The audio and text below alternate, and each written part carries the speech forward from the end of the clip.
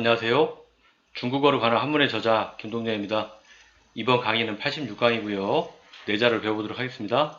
참진, 갑갑, 누르다 앞, 견디다 내 이렇게 내자를 배워보도록 하겠습니다.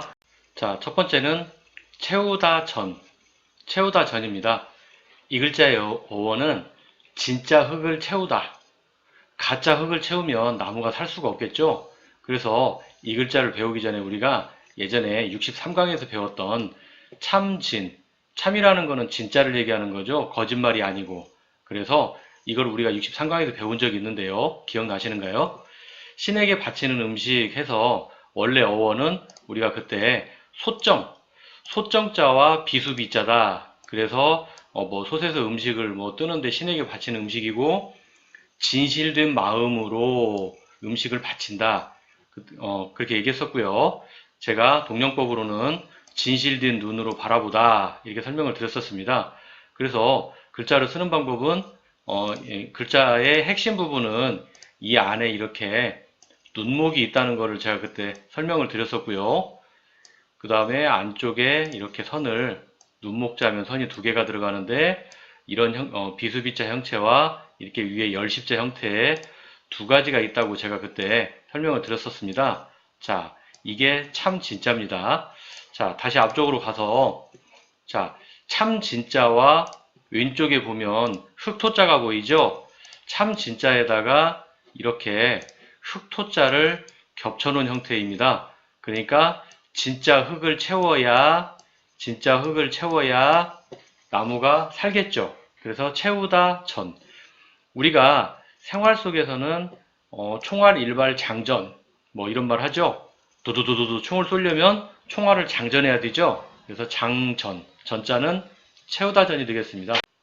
자, 다음 글자는 갑갑. 갑갑이 있고요. 또 하나는 누르다 앞. 이렇게 두 개를 배워볼 건데요. 일단 우리가 예전에 15강에서 갑옷 딱딱갑이라는 걸 배운 적이 있는데요. 갑옷이라는 것은 우리가 옛날 전쟁에서 몸을 보호하기 위한 보호장구죠. 그래서 갑옷은 딱딱할 수밖에 없는데요. 딱딱하기 때문에 우리 몸에 딱딱한 곳, 즉 손톱의 의미를 갖는다고 제가 말씀을 드렸었습니다. 그리고 우리가 갑을병정 무기경신임계 이런 글자에 첫 번째 글자라는 것도 말씀을 드렸었고요. 그래서 이 글자를 써본다면 이렇게 받전자와 비슷하지만 마지막에 이렇게 내려오죠. 자, 이거를 좀 잘 기억을 하시고요. 자, 먼저 우리가 앞쪽에 갑갑자를 한번 배워보겠습니다. 제가 앞에 강의에서 한문의 왼쪽은 대부분 뜻을 나타내고 오른쪽에 음을 나타낸다 이렇게 말씀을 드렸었는데요. 지금 글자를 보면 안쪽에 갑갑자가 손톱 딱딱갑이 보이죠? 그래서 이 글자의 음은 갑인 것입니다. 그리고 우리가 예전에 12강에서 감추다 해자를 배운 적이 있습니다. 글자에 보면 이렇게 요런 형태가 보이죠? 그렇습니다. 감춘다는 뜻을 갖는 겁니다. 그래서 우리가 생활 속에서 보면 자, 손을 감춘다. 손을 감추는 게 뭐죠? 그렇습니다. 장갑이죠. 그 다음에 돈을 감춘다. 지갑이죠. 그러니까 어떤 거 안으로 들어간다는 의미가 됩니다. 들어가게 되면 어떤가요? 감춰지게 되죠. 그래서 장갑, 지갑. 그래서 음은 갑이고 그 다음에 감추다 해자 때문에 들어가는 의미가 있겠다. 그래서 이 글자는 갑갑입니다. 자, 다음 글자는 누르다 압입니다. 방금 전에 우리가 손톱 딱딱갑 설명드렸었고요. 갑갑 설명드렸었죠. 이번에는 이 글자 앞에 부분에 이렇게 손수가 붙어 있죠.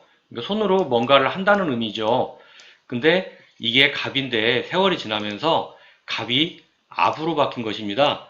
우리가 세종대왕이 훈민정음을 만들었을 때 글자와 지금의 음이 같지 않듯이 한문도 세월이 지나면서 그 음이 좀씩 변하게 됩니다. 그래서 갑이 세월이 지나면서 우리가 압으로 사용을 하게 되었습니다. 그래서 손으로 하는 것은 어떤 의미가 있느냐? 누른다의 뜻을 갖게 되는 것입니다. 그래서 그림에 보면 콩나물을 손으로 누르고 있죠. 그래서 우리가 억누른다, 강제로 뭔가를 하게 된다 이런 뜻인데요.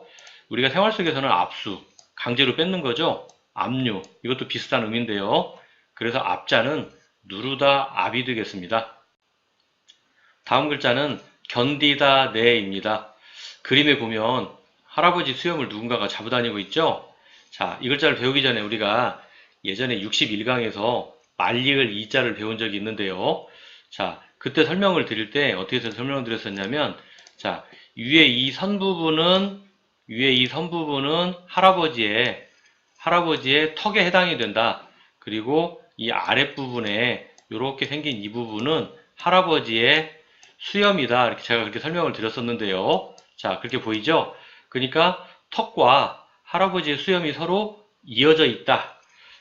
그래서 한글에서는 그리고 이런 의미가 있고요. 영어에서는 and의 의미가 있다. 이렇게 말씀을 드렸었습니다. 자, 그래서 다시 앞쪽으로 올라와 보면 견디다 내 같은 경우는 오른쪽에 마디촌자가 보이죠?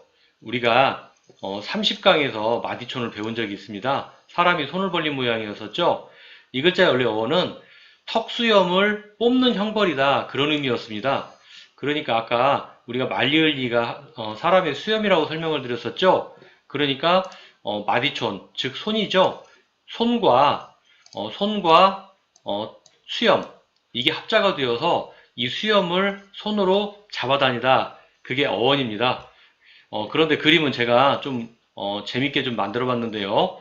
손자가 할아버지의 수염을 잡고 다니고 있죠. 근데 손자가 이쁘기 때문에 할아버지가 감히 화를 내지 못하고 수염을 잡고 다니는데도 마치 이렇게 즐거운 것처럼 웃고 있는데요. 그래서 힘들지만 버티는 거, 이런 걸 보고 우리가 견딘다고 그러죠. 그래서 견디다 내라는 의미를 갖겠습니다. 그래서 우리가 오늘은 이렇게 86강에서 참진, 갑갑, 견디다 내, 누르다 앞, 이렇게 네 자를 배워봤습니다. 이번 강의는 여기서 마치도록 하겠습니다. 다음 강의에서 뵙도록 하겠습니다. 감사합니다.